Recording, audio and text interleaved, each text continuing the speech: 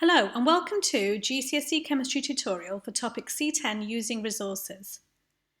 This tutorial will look at part 1 and cover sustainable development, water and ways of reducing the use of resources. First of all, sustainable development. This is all about maintaining or sustaining the needs of today whilst not damaging the environment for the future.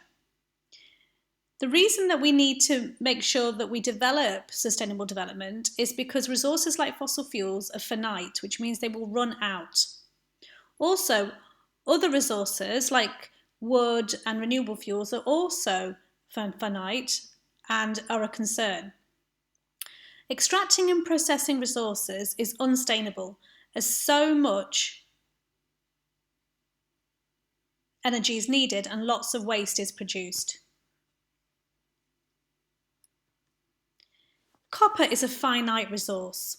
So another way of getting it is to extract it from low-grade ores instead. And there's two ways you can do that. One is called bioleaching.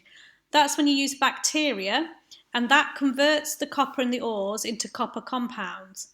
And then what you produce is called a leachate and you put that under electrolysis and that produces pure copper. Another one is phytomining. That's when you grow plants in the soil that has copper in it. And the copper goes into the plants and builds up in the leaves. And then you can burn the plants, and then the ash that you're left behind with contains the copper compounds. Again, if they undergo electrolysis, you can get the copper. Water. Potable water is safe drinking water. We don't say it's pure because it can have other dissolved substances in it, but it is safe to drink.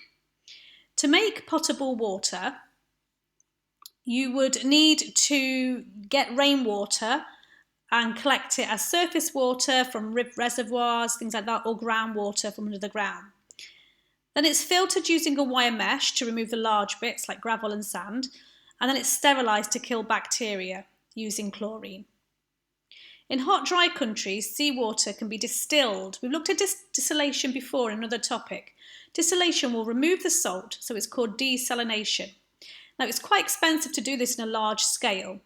Another way to remove the salt from salt water, is reverse osmosis, where you would use a partially permeable membrane that only lets water pass through. Again, these methods are a more expensive way of producing potable water. You need to know the practical of how you would test and carry out distillation of salt water. First of all, you would test the pH of the water. If it's too high or low, you can neutralise it. But you want a pH between 6.5 to 8.5. And then you would test it for sodium chloride, which is salt. So you can do a flame test to see if it goes yellow, if it's got sodium in it. And the test for chloride ions is adding nitric acid and silver nitrate solution, and you get a white precipitate.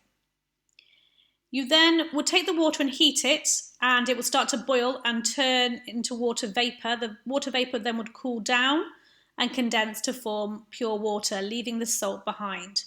You can then retest it to make sure there is no sodium chloride in the water. Sewage treatment is different because it's a way of treating sewage to then make use of some of the products. First of all, it's screened, so large items are removed. And then it undergoes sedimentation, so all the heavy particles move to the bottom, and this forms a sludge. Everything on top is called the effluent. The effluent is removed and broken down by bacteria in aerobic digestion, and the water can then be released back into the environment. The sludge then gets broken down by different bacteria in anaerobic digestion, and it produces a gas called methane, and you can use that methane as a fuel, and the waste left behind can be used as fertiliser. Moving on to recycling. So it is important that we recycle. If you look at these two graphs, it shows the population of the world and the production of waste. You can see there's a definite link between the two. Obviously, recycling is important, but why? Well, first of all, it requires less energy to recycle than mining and extracting materials from their ores. It also means less fossil fuels are burnt, and it conserves those finite resources. Things that can be recycled are things like metals, because you can melt them and then cast them into a new shape, and glass can also be recycled and reused. A life cycle assessment involves looking at each stage of a product's life cycle to determine its impact. You start with the raw materials it's made of, and you look at the damage to the environment that might have and the processing. Then you look at the manufacture. Will there be any pollution produced when it's made? Is there any waste products? How will they be disposed? Then you look at the use. Does the use of the product cause damage to the environment? And how long is it used for and how often? Finally, disposal. Where will the product be disposed? What are the transport costs in this? And what pollution is involved? Let's look at an example, making plastic bags.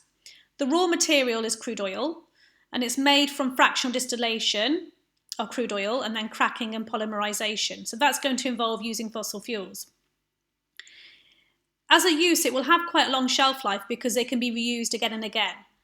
The issues come when plastics are disposed. Because plastics are non-biodegradable, they won't break down, so they can fill up in landfills, but they can be recycled. If plastics are burnt, they release toxic waste. If you pause the tutorial and try and answer these questions now. Bioleaching is a way to get copper from low-grade copper ores. You add bacteria to the ore, and this forms copper compounds. The leachate made undergoes electrolysis to produce copper. Potable water is drinking water that's safe to drink. Don't say it's pure water. The LCA is a life cycle assessment, so it's a review of a product before it's made to see its impact on the environment.